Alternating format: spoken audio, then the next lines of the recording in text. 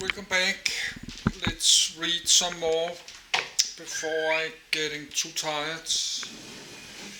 I try to make some video in Danish, my language, about history of the car. And here we have got a minibus, a horsebus. So that's so small buses, not a new invention. I think that's they have like 200 or 300 years ago. They made this small minibus, but let's read about it as soon 5 p.m. Oh, my Danish video is ready to go public, I think. No, let's just read this. I need a minute. I will make a video in my language Danish about this after I have read it. Horsebus. Horse-drawn omnibus in London 1902. A horsebus or horse-drawn omnibus was a large, enclosed, and sprung horse-drawn vehicle used for passenger transport before the introduction of motor vehicles. It was mainly used in the late 19th century in both the United States and Europe, and was one of the most common means of transportation in cities. In a typical arrangement, two wooden benches along the sides of the passenger cabin held several sitting passengers facing each other. The driver sat on a separate, front-facing bench, typically in an elevated position outside the passenger's enclosed cabin. In the main age of horse buses, many of them were double-decker buses. On the upper deck, which was uncovered, the longitudinal benches were rearranged back-to-back. A private omnibus or station bus, similar, if smaller, vehicles were often maintained at country houses, and by some hotels and railway companies, to convey servants' and luggage to and from the railway station. Especially popular around 1870-1900, these vehicles were known as private omnibuses or station buses, coachman-driven. They would usually accommodate 4 to 6 passengers inside, with room for luggage, and sometimes additional seating, on the roof. 1. A small open wagon with or without a top, but with an arrangement of the seats similar to horse-drawn omnibuses, was called a wagonette. Etymology. Bus is a clipped form of the Latin word omnibus.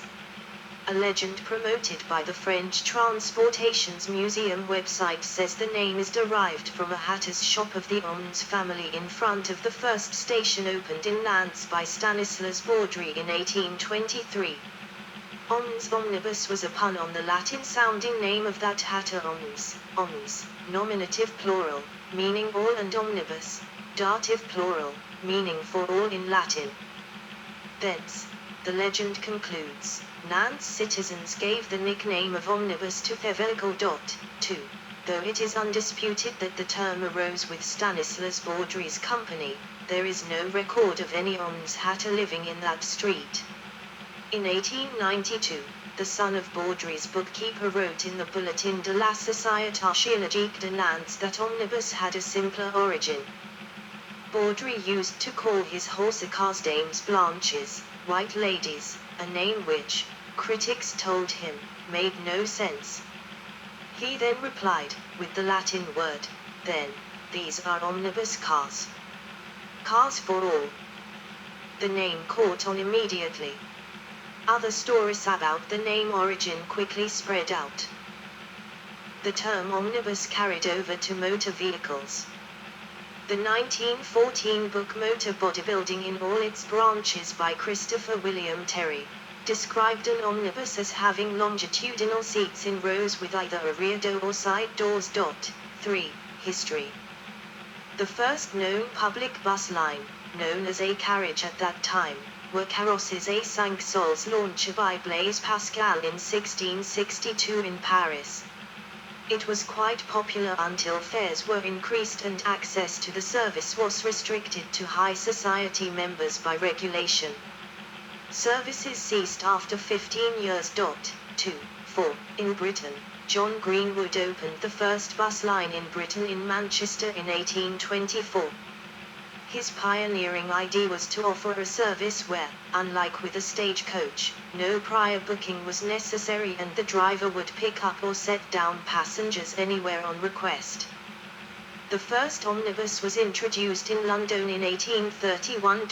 5. In 1833, legislation was passed to allow these long-bodied vehicles to ply the streets of the city provided the drivers and conductors took out a license and wore a badge with a number on it. A Paris omnibus in 1828. The Paris omnibus was started in 1828 by a businessman named Stanislas Baudry, who had begun the first French omnibus line in Nantes in 1826, using two spring suspended carriages, each for 16 passengers. 6. Following success in Nantes, Baudry moved to Paris and founded the enterprise des Omnibus on Rue de l'Ancre, with workshops on the Quai de Gemapes. In 1827 he commissioned an English coachmaker, George Shillibier, to design a vehicle that could be stable and carry a large number of passengers. Shillibier's design worked.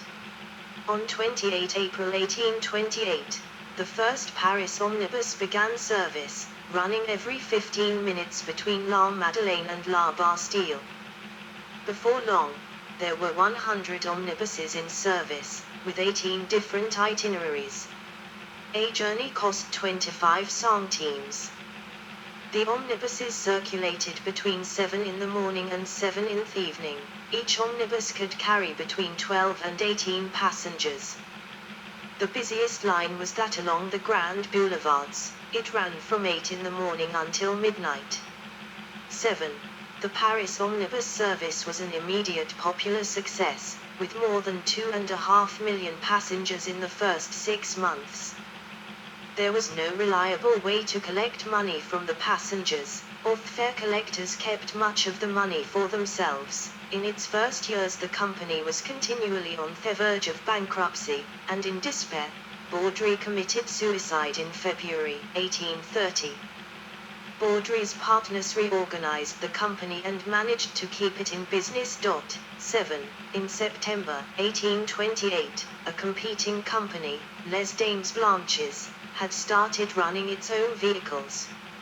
In 1829 and the following years, more companies with poetic names entered the business: Les Citadins, Les Tricycles, Les Orleanises, Les Diligents, Les Écossaises, Les Béarnaises, Les Carolines, Les Batignolaises, Les Parisiennes, Les Hirondelles, Les Josephines, Les Excellents, Les Sylphides, Les Constantines, Les Dames Franchises, Les Algériennes, Les Dames Réunies, and Les Gazelles. The omnibus had a profound effect on Parisian life, making it possible for Parisians to work and have a social life outside their own neighborhoods. 8. By 1845, 13 companies in Paris operated 20 or 23 omnibus lines. In 1855, Napoleon III had them combined into a single company, the Compagnie Générale des Omnibus, with a monopoly on Paris public transportation. Beginning in 1873, they were gradually replaced by tramways, and, beginning in 1906, by the omnibus automobile, or motor bus. The last horse-drawn Paris omnibus ran on the 11th of January, 1913, from Saint-Sulpice to La Villette. 7. George Shillibier's first London omnibus, 1829. Buses have been used on the streets of London since 1829. George Shillibier saw the success of the Paris omnibus in service and concluded that operating similar vehicles in London. His first London omnibus, using the same design and name as the Paris vehicle, took up service on the 4th of July, 1829 on the route between Paddington, the Yorkshire Stingo, and Bank of England, via the New Road, now Marylebone Road, Somers Town and City Road. 4 services were provided in each direction daily. Shillibier's success prompted many competitors to enter the market, and for a time buses were referred to as Shillibier's. 9. Shilibir built another bus for the Quaker Newington Academy for Girls near London. This had a total of 25 seats, and entered history as the first school bus.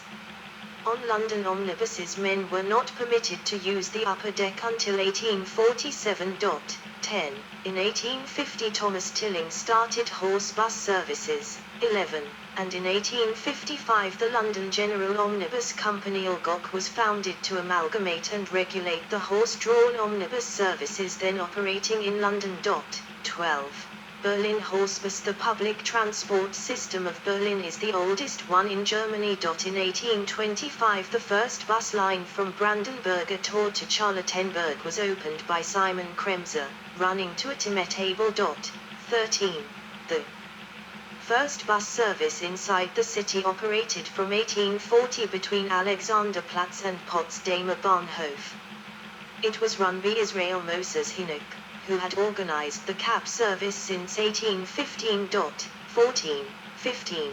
On the 1st of January, 1847, the Concessionaire Berliner Omnibus Company, Concest Berlin Bus Company, started its first horse bus line.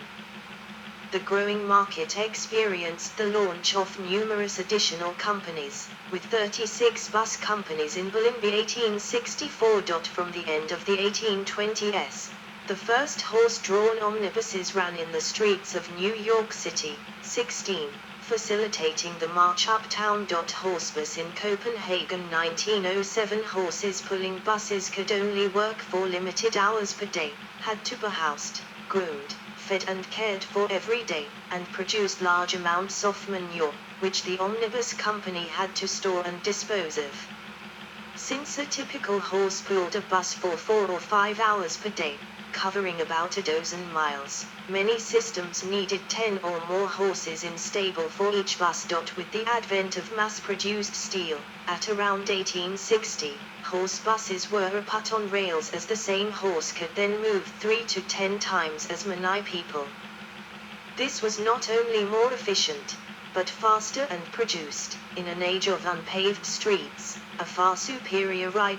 These horse cars on rails were converted to cable-drawn cars in larger cities, as still exist in San Francisco, the underground cable being drawn by stationary steam engines. Not to be overlooked was the establishment in both London and New York, of steam-hauled urban railways, either underground or on elevated structures. These metropolitan railways are where the present term metro began. These systems provided rapid transit on their routes. At around 1890, electric propulsion became practical and replaced both the horse and the cable, and the number of traction lines on rails expanded exponentially. This was seen as a huge advance in urban transport and considered a wise investment at that time.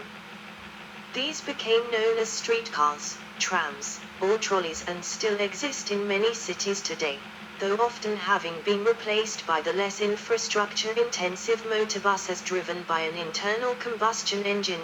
Preserved 1857 horse bus in Copenhagen. From the beginning of the 20th century, the remaining horse buses which had not been converted to rail began to be replaced by petrol-driven motor buses, or autobuses.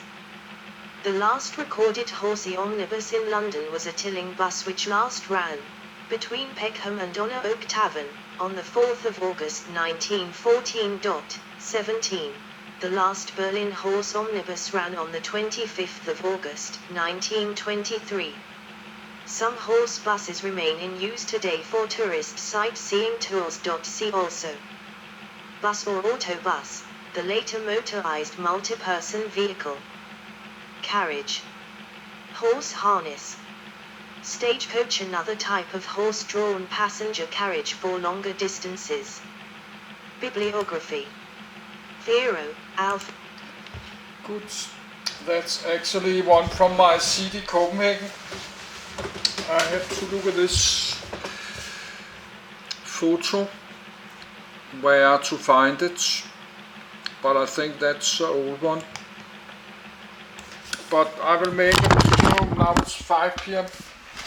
I have a little headache today, but not much. I will stop the video because I need to make a video on my language, Danish.